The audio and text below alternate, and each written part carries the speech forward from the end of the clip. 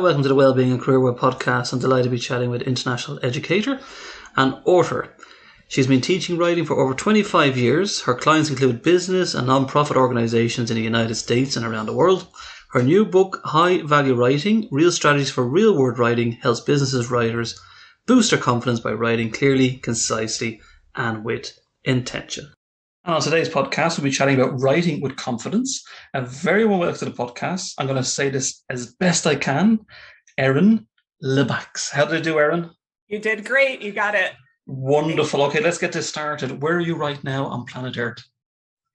Hi, David. Thanks for having me. I'm coming to you from Sacramento, California in the States. So make listeners as jealous as possible. What's the temperature like right now in Sacramento? Well, it may be so warm as to go beyond jealousy, but it's maybe, let's see, we're probably in the high 30s Celsius would be my guess. Wow. Okay. It's going to hit 95 today Fahrenheit. So is that quite normal? It comes and goes in the summer. We've been having some flip-flopping weather, but it gets pretty hot here in the summer because we get over towards the mountains where I am. Okay, so Erin, I gave a brief introduction about your background. So can you let the listeners know a little bit more about yourself? Sure, thank you. Well, I've always had the passion to try to help others become empowered to achieve their goals and use their voice. And so even though I had studied international relations in college, when I became a teacher, I thought, well, I want to teach writing because that's where people get to pursue their independent goals, but need the empowerment of being able to use words in a way that represents them well, and that helps them achieve their goals. So I worked mostly teaching university, got to teach in Indonesia and China, but mostly in the United States. And for the last few years, I've been teaching writing in businesses and bringing in some concepts about how to help our readers, how to make connections through writing now that we all work remotely, and how to really build relationships through writing since we don't always get to work with people in person anymore. Can I ask, Erin, so I'm a big fan of Indonesia. Where did you go in Indonesia? Was it Bali or was it anywhere like that? Well, I flew through Bali and I was teaching on Sulawesi Island. Oh, Sulawesi. Have you been there? I have. Nope. Oh, wow. Yeah, I never meet anyone did you go see the whale shark? I didn't. I came from a different one. I used to fly the people in and fly them back out again. Oh, wow. So Jenny, but I did a bit of traveling around the region anyway, but it's a wonderful. So how long were you there for? I only taught for 1 month in the summer. It was a summer class for adults, folks at the university, customs agents, IT folks and journalists who wanted to work on their English, for working with a Western audience. But it was delightful. It was one of the best months of my life, and it was very hard to leave. It can be quite humid. The weather can be very sticky. Yep. A lot happens at night. I mean, even our class was at 4 to 8 p.m., right? Which I should convert, but yes. And what about China? 16 to 20. China, it was also warm. It was another one. When I was teaching university, I would do 1 month of a gig in the summer in another country. Right. So it was another 1 month class for graduate students in the sciences. What part of China? Well, it was Wuhan. And I've been to Wuhan. Yes. Yeah. It was about 9 months before COVID started, maybe a year before. But yeah. And how did you find? I mean, culturally, was it very different? Yes, I found I was more thinking about Indonesia and China, the differences within those two, since I had done a month in each. And I found quite a few differences, even just in the way English is used, but also culturally about when we need to be serious and when we need to be playful and when we need to be relational. And then, of course, in Indonesia, we had the prayers and all those customs going on in the background. And then in China, it was interesting because I had never taught in a country that was secular in that way. And that was even a little bit different than teaching here in the US. It's fascinating. You've three different cultures in such a short space of time. It's brilliant. So what about then, we're talking about writing today. How difficult is it then to write with confidence? Is it difficult? I think writing with confidence can be quite difficult because most of us really have the ability to write very well, but our lack of confidence can get in the way I think we second guess ourselves because usually we've been brought up only talking about writing once in our life, which was during school. Maybe it was many years, but we only talked about writing one way, most of us, how to do a good job writing at school. Most people get to work and then find out, oh, shoot, my boss does not want an essay. They just want a brief email. And now I've lost all my confidence. Right. And so, I find that people feel, well, it's hard to please whoever is the big judge of writing. But the truth is we can all write well, and there's no one way to write that's correct. It's always dependent on the situation. But I don't think that we're taught that. And so when we get to writing in real life, it can feel kind of scary. I have to say, Erin, from my own point of view, I'm an awful writer. And I'm going to hold my hands up, and it's not to sound like I'm being negative. I was quite good in school. I say quite good. I wasn't good in school. I was a messer. But generally, I kind of got lazy as I got older. And I don't know if you ever heard the statement, "I write like a doctor." Did you ever hear that statement? Is that I just scribble stuff? Yeah, I just kind of. So I don't know whether that's because I'm lazy now that we have phones and technology. So do you think maybe society has become quite lazy then in relation to their writing, because we have all these gadgets and devices, and they can do spell checks and they can do grammar checks and they can correct when I've said or done something stupid? I mean, is that the norm now? I think to an extent, I feel like most of the folks I work with, they seem like they want to try very hard. They seem like they're not lazy, but that they don't know how to do it. Right. And so they just think, oh, well, I'll let spell check do it for me. Because again, I think we're brought up thinking that we are not the owners of writing, that there's some other, judge of writing out there that we have to try to please. And so we might think, well, I don't know what to do, but now I can just use spelling and grammar. So that'll probably be right. So I'll just do that. But the truth is, often they are not right, because they don't consider things like the relationship between the writer and reader is not going to be considered by a program like that, right? So we can't always engage the right tone, even if we can avoid surface errors that way. Right. Do you ever get frustrated, Erin, when you see something, even like a bio or a book written by somebody that's kind of famous, or do you ever pick up the book and go, what on earth, or who on earth has written your book? I mean, does that happen a lot that we don't notice? I think so, because I don't think people remember that anytime we ever write, unless it's a journal, it's for somebody else. And I don't think that the writers of, for example, textbooks or some biographies and other books, they may have been thinking more about their own topic, their own interest in the topic, but kind of forgetting that, oh, this has to be engaging right on the other side. And yes. We all know what it's like to try to read a textbook and give up because it's too boring. Yes. And I don't think, so we really need to think about sort of the emotions of the reader, the attention span of the reader, and all of that, as well as just informing them. Can I go back then to your time, because I'm really interested in this, in your time in China and Indonesia. So say, for example, I could be totally wrong here. Do the Chinese write the opposite side, start from right to left? And if they do, how does that work out for you if you're trying to teach them how to write English from left to right? Does that make sense? It does. I won't have a great answer for you, because my students were already using English pretty well, but they wanted to use it in a more academic way. So they already knew how to write it and everything. Yes. But I've had that more with talking with folks who've grown up on Arabic, right, and trying to get in that other mindset of how it flows. I did find, though, with my students in China that it seemed to me, I could be wrong, but it appeared as though they had received lots and lots of precise instruction in grammar. They knew more. They knew grammar inside and out better than me, but they did not have usage. Okay. They didn't know how to use it in a realistic sense, or even for an academic paper, because they had more been taught only through the rules of grammar. Wow. Okay. I can't imagine my own brain thinking if you're trying to swap from one to another.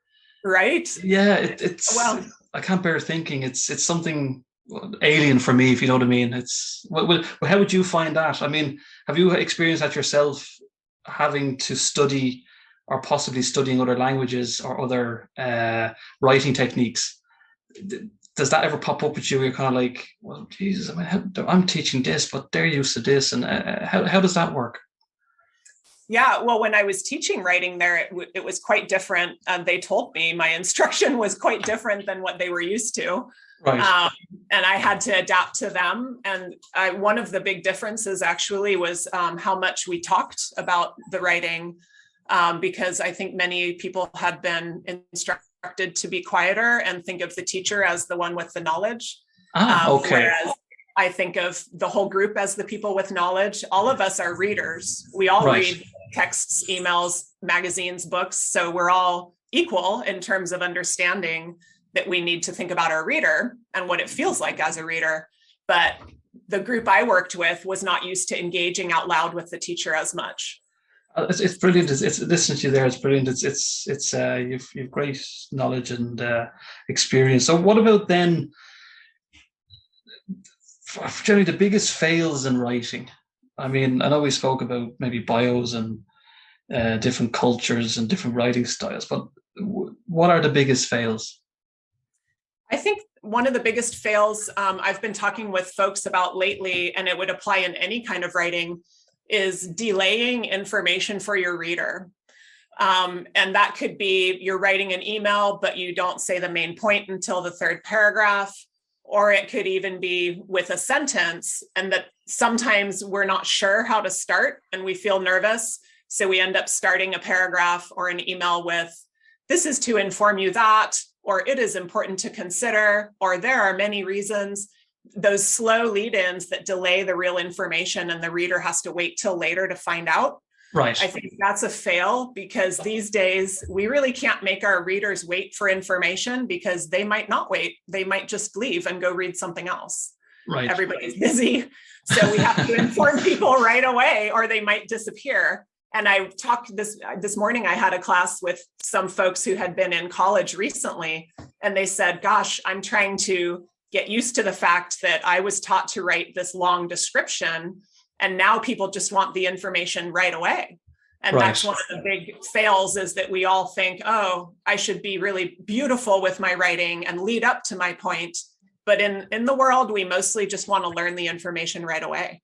You sound like you're talking about me, Erin, at the moment, because I have to say, that your style? You see my LinkedIn profile. I think somebody else wrote it, because I'd be kind of like the waffler.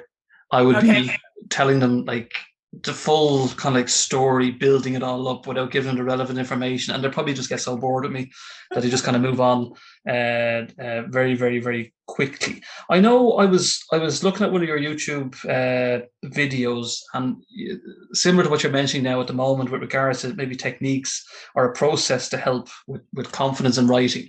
You had a section there which was flow and not so much flowing.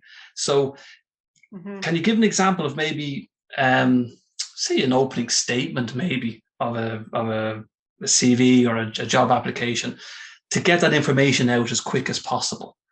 How would you determine the two, or separate the two, to make them more engaging and for the recipient to understand it as quick as possible? Yeah, great question, because you're right. If you're writing something like a CV or a cover letter, it matters how we start, right? It's setting a tone for everything. I think the best advice I can give for that kind of writing is to focus a whole lot on your verbs. Yes. If you're writing a CV, it's all about what you've done and accomplished, and those are actions and those are verbs. But also, verbs are the most engaging types of words for a reader, because we can often visualize a verb and imagine it. And verbs also carry tone and emotion. For example, I could say, "Please listen to the podcast," or I could say, "Please enjoy the podcast." Right. Slightly different tone, right? Yes. I would rather do the second one. I'd rather enjoy something than just listen to it, right? Yes. So the verb is where you're going to set emotion for your reader too. So by really sort of focusing on what are the strong verbs you can show about yourself in your opening statement, you are able to connect with your reader about tone, but also show what you've accomplished. Can I ask then it's funny here because it's kind of quite intimidating talking to you because I'm now going to start waffling here because I'm not going to get the information out as quick as possible. I'm just going to waffle. But well, anyway. I'm not saying I do all those strategies myself either, but yeah, I do my best. You speak with, as we say in Ireland, you have marbles in your mouth. Did you ever hear that statement? I have not. It's like marbles, like you speak very well, and yes, unfortunately, as an Irishman, and there's no disrespect to all Irishmen, we have a habit of waffling. I do apologize. Okay. But you know when you see, I know we spoke about this briefly before we started recording, but you know when you see these profiles on certain social media, and one of them being LinkedIn, say for example, and you see the bio of that individual, and they say, "I am a top class working individual with over 25 years of great communication skills do employers, want to see that type of stuff? We talk about writing.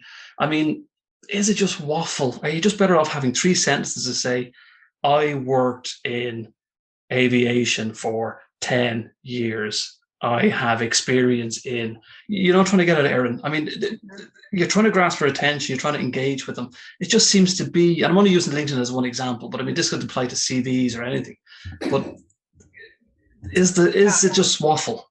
I don't know. Well, I think you're right that it's kind of the second way you proposed saying it, where it's, I've done X, Y, and Z kind of. I think that might be preferred right now because I'm often encouraging people to write in a way that is scannable, visually scannable.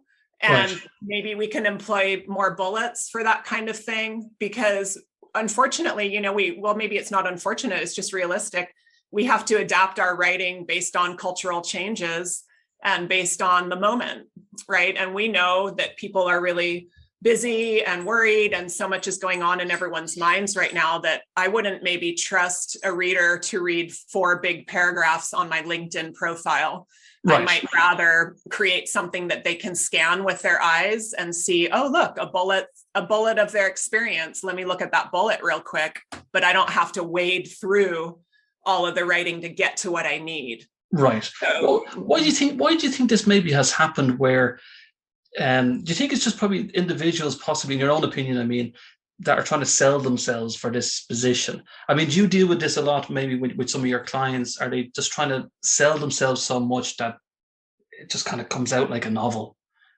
Yeah, I think that that's an issue. And, I've been guilty of it myself before as well, because when I switched from teaching university to starting my own business teaching writing, I said it was the first time in my life that I ever had to sell myself, because I'd always had the university give me my students.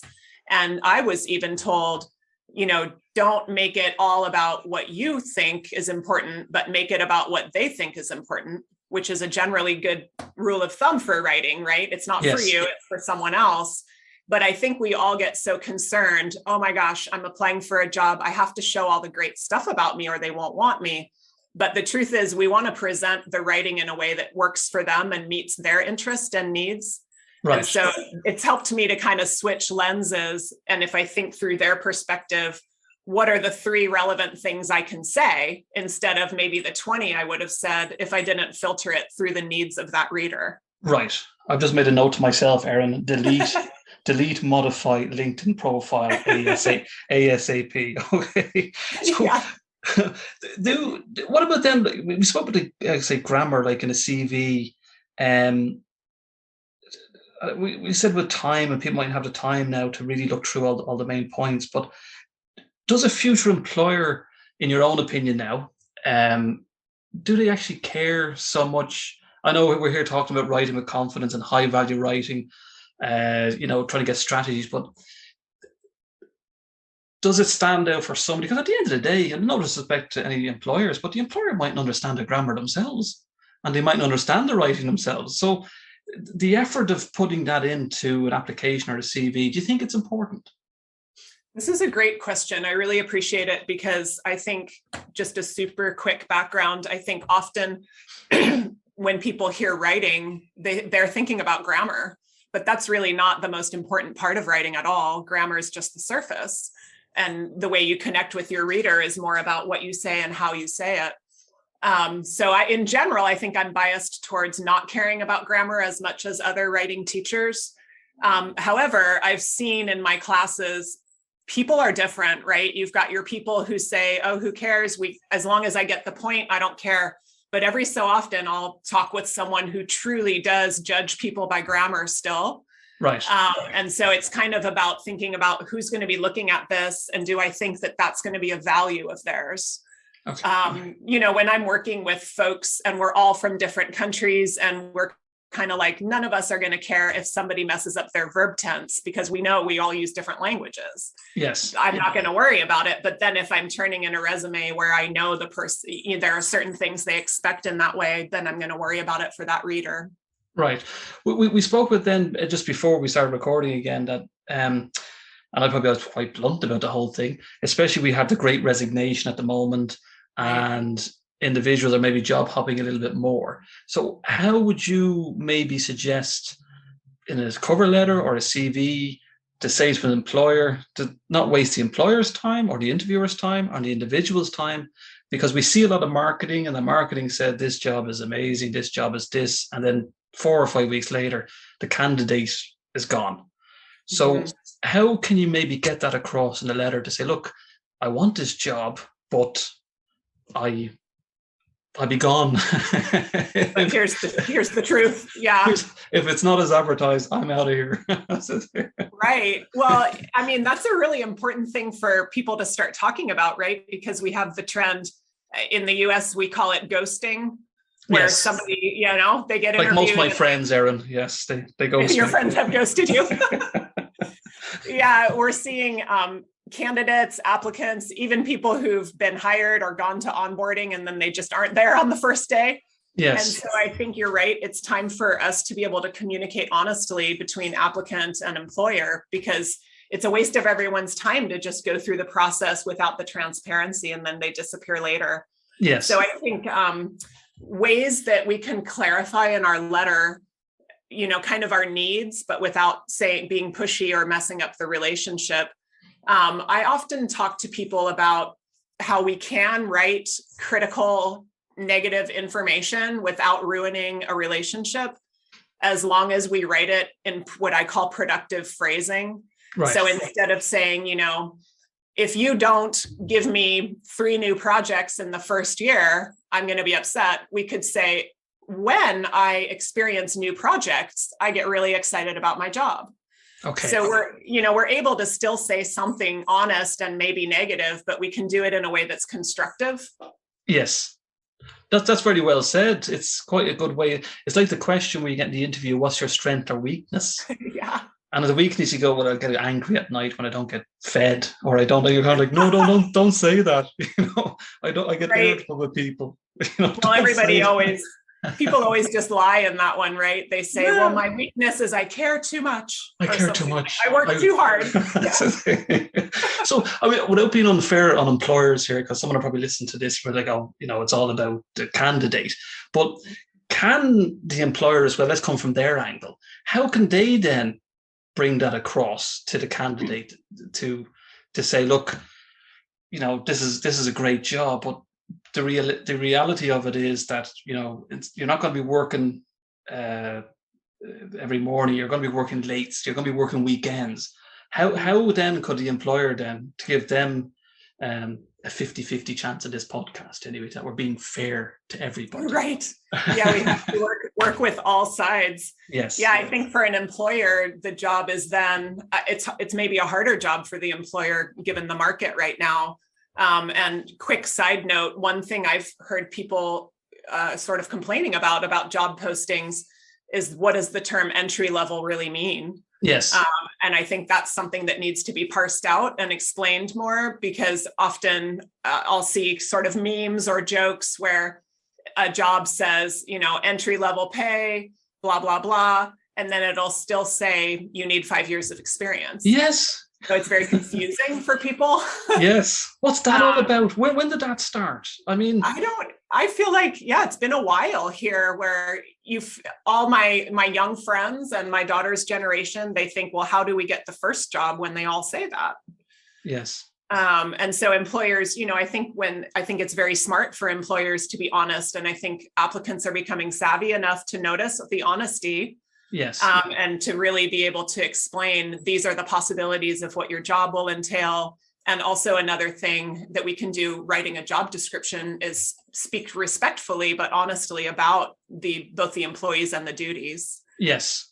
What about then, Erin? So I'm going to put you on the spot here. Not badly on the spot, but I'm going to put you on the spot. If you're, say, writing a resignation letter, or you're saying goodbye to your employer, and you've had say, for example, you had a grievance, and you're kind of like, oh, I'm really, really, really angry with you people. How could you write that possibly, but also in a positive way, that you both go away into the sunset? You've said your piece. You didn't insult anybody, but you kind of said that, I'm leaving this job after 10 years or after 3 weeks due to X, Y, and Z. Is there a way of getting high value writing into that letter? I think there is, because you're right. We still want to preserve the relationship because, right, a person would probably still be working within the same industry, and you don't want to burn bridges and have difficult relationships. So what I would suggest in a case like that is that, again, we can be honest, but we can work with our sentence structure to try to be careful with how we use the word you. As we're writing, and whether we seem like we're complaining about individuals or topics and outcomes. For example, somebody, and this is a quick example, not about the exact scenario, but if somebody said, you didn't include the data in your presentation. Well, it sounds like I'm talking about you. You didn't include the data, but really what I care about is the presentation. And whether it had data in it. So I could have reworked that sentence to say, I was hoping the presentation would include data, or could you include data in the next presentation? But that idea that I'm going to focus on data and presentation instead of an individual, I think we could take that into a letter like that, where we can say, you never gave me the opportunities you said you would. Instead, I could say, I took this job because of the opportunities, and these opportunities didn't come through. It's about the opportunity, the project, whatever it is, not about an individual person. Right. That's a great answer. Well, what about then? So you said there, the way things are written. So the receiver then might misunderstand that answer, say, for example, or how it's written. True. How can they manage that situation then? Is it a case of like, put your hands on your mouth, shut your mouth for a few moments, and kind of interpolate what the individual, as you mentioned before, I mean, you've been in Indonesia, you've been in China, you're in the States, there's different cultures, different understandings. People might misunderstand a certain word. And we see it today in everything. When I say a lot of stuff that's out there, something is said and a certain person or an organization might get upset, or vice versa. So is there any technique that you might suggest that, when you get an email or a letter or a correspondence, just shut your mouth for a moment and your brain, and just take a deep breath? Is there anything that you've experienced throughout your career that you said, well, maybe I could have done that way, or maybe just relax a little bit this way? Or yeah, you mean sort of to catch yourself before you send it off? Yeah, because sometimes we just jump and we go, oh, how dare you say I didn't do that? How dare you insulted me? And all of a sudden this thing is blown out of proportion. And an argument starts. Now, don't get me wrong, I've been like that myself. I received a message and I'm like, what on earth are you talking about? And sometimes it's at the time, I think, where you might be under pressure the most, and your workload is so high, something's going on at home, you have mental health issues, you have bills to pay or whatever it is, and this email comes in or message comes in. I know. And you're like, what on earth? So have you any strategies? At the wrong time, an email at the wrong time. Yeah, I do. And I think you're right that taking a moment and allowing some time is always a good move. We were talking in a class this morning about how if we've written a response to something like that, and we're thinking, I hope that I was critical and honest, but not a jerk. That one way to check for that is to, when we often read what we've written aloud. Well, we talked in class, what if we read what we've written aloud, but in a snarky tone? Yes. in a rude tone, just in case, because if you read something aloud with sarcasm and rudeness, you might catch if something accidentally sounded that way. Right. And then I would also keep in mind on the intercultural front, if you're thinking, ooh, my reader might be from a different culture, they might have different expectations. Yes. I often advise people think about the level of directness that's appropriate in that culture. Think about how much background and context people might expect, and think about kind of what are the norms for communication in that culture if you can as well.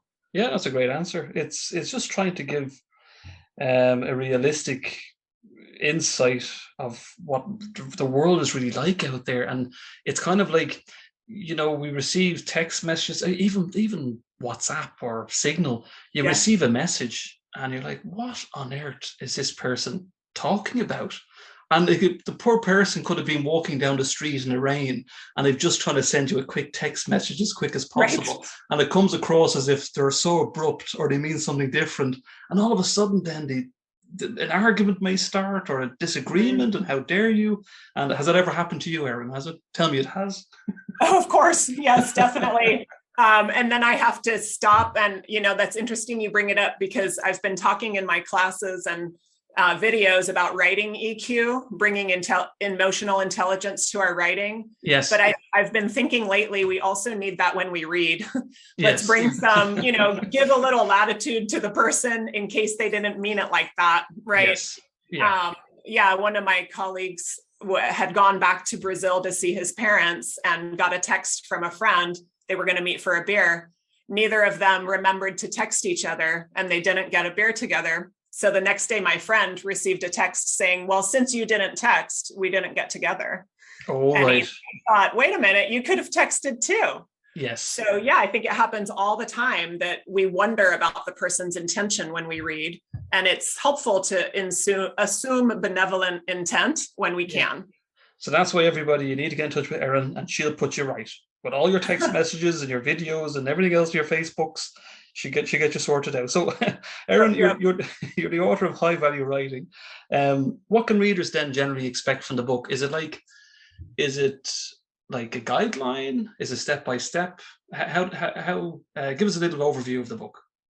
Yeah, well, the book was born in the classroom. It came from the conversations I've had with business writers and people writing in their lives, their jobs, and at school, and what they've found difficult and what they've found helpful. And so the book goes through the process of first it's really conversational, casual, brief. It includes examples. And so in the beginning, it's kind of me talking to you, the reader, about, well, what is the writing you have to do now? What is it like? How is it different than school? What kind of stuff does your reader want? How should you think through this situation? Right. And then we get into words. What kind of words are more powerful than others? How can you be concise and clear, but also relational? How can you think about your reader? And each chapter has strategies on adding flow, writing concisely, reducing your editing time, clarifying your point. And it'll have examples from my classes, so people can really see what it would be like in play. So generally as well, so if somebody is an individual like myself or anyone else or was going to come to you, what services then do you provide? So how does the system work? So say, for example, tomorrow I say, I want to get in touch with Erin. And it's an organization do you do everything? It's like corporate as well as individuals? I do. Yeah. Honestly, most often I'll have a class of a group of people, a team. This morning it was a medical clinic and they had all their new managers take a class on writing as a manager. So it depends on what that group needs. Because often, when you get promoted, it's kind of like, oh no, now everyone's going to see my writing. And so for individuals, I offer classes that I have on my website where I've recorded myself explaining little nuggets, and they're kind of bite-sized e-learning. And then in person, or not in person, but live virtual, I'll teach a class for a company or a nonprofit or a government agency. And then the YouTube channel is the place where folks around the world can hopefully get that free learning, even if they're not able to take a class or something like that. So organizations from anywhere on the planet can get in touch with you? and do the That's virtual. right. I love, this morning I was on a call with Afghanistan, which I thought was so exciting. Wow. They're trying to rebuild their university system. I felt like so lucky to maybe get to be involved and make them some videos. I'm kind of trying to do a tier where for countries and folks who can't afford it, there's free learning on YouTube. For individuals in the middle, there are classes that are pretty cheap on my website for one person alone. And then if somebody wanted a class for their team, we would work together so I could create a curriculum that helps them with whatever problems they were facing. So have you had any clients from Ireland yet? Any organizations? I did do a talk for the European Commission. They have very posh. It was very exciting. I mean, I was here, it was remote, it was dark out, Right.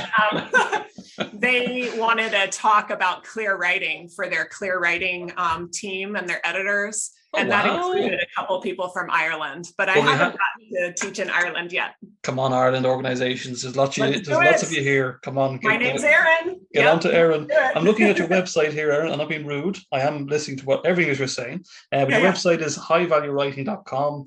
You have information, you have your book there. There's a blog. So you mentioned YouTube. Are you on the LinkedIn's and the Instagrammans and stuff like that? Yep. I'm on those. I'm on LinkedIn as Erin Lebacqz. I'm on Instagram as High Value Writing and YouTube as High Value Writing.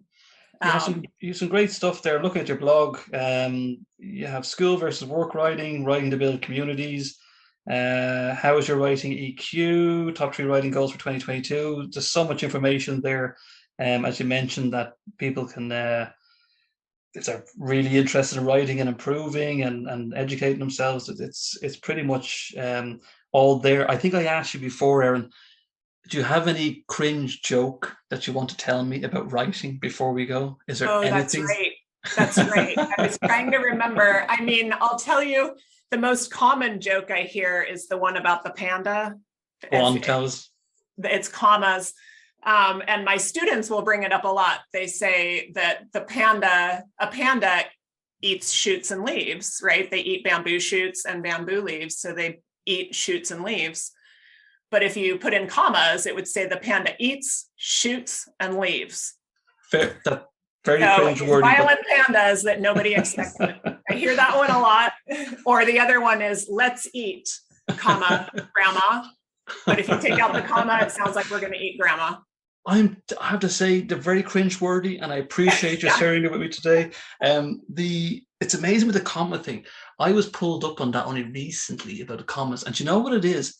When I'm writing, and I think you've seen my horrible writing anyway, but when I'm writing, I just write it as if I'm thinking it. Mm-hmm. It just goes blah, blah. Comes out. And somebody actually went to me and said, "You have so many commas there," and I kind of went, seriously? And I had a little look and I went, oh yeah, you're right. It's just my brain is just thinking, as you said, panda, shoots, leaves. I just sometimes I just forget all the commas and it just totally comes out. So I do apologize about that. And anybody that I've sent an email to or a message to, my sincere apologies. I'll send you some flowers one day. So before we go, somebody that's not, I know we spoke about confidence in writing, but if somebody really is kind of struggling with trying to get started, to really encourage them, little baby steps at the moment of how to get into it, what would you recommend? To get started with writing, with building confidence about their writing? Just the writing, just just say, for example, like myself, I'm looking at my pages here or questions I'm asking, and I might feel a bit intimidated. How would you kind of say, well, maybe try this or try that first? Sure. I'll just give 2 super quick rules of thumb then. I think one way that we can realize our expertise is to realize that there is no one right way to write. And if somebody told you that, it was not true. There are many ways to write. We're not wrong when we write differently, but it's always based on the goal and the reader. So if you are writing in a situation and you're nervous, you actually know more about the goal and the reader than any writing teacher, because you're the one who's right there. So you can step back and analyze the person who's going to read it and what you're trying to get. And that could give you some insights about how to write and make you feel more confident that you're doing it well for that person. And then I also advise when somebody's completely stuck, I call it blank screen paralysis, BSP. When you're totally stuck, you're trying to write an email. I just say jot down on a piece of paper who, what, when, where, why of what you're trying to communicate. Put all those guys into a sentence, and there's your sentence number one of your main point, and then you're already started. That's great advice, Erin. And yeah, what I'll do is now I'll just say a big thank you to international educator and author. I'm going to say this, hopefully again I get it correctly, Erin Lebacqz. Did I say that correctly, Erin? You got it. You nailed it. Yep. For chatting with me today on the Wellbeing and Career podcast. I'll put all the information once the podcast has been refused. I was going to say approved by Erin. And we'll get all the information out there and all the links that you can get in touch with Erin. So thanks so much for Erin for chatting with me today on the podcast. Thanks, Erin. Thank you, David, for having me. I sure enjoyed our conversation. No worries. My pleasure.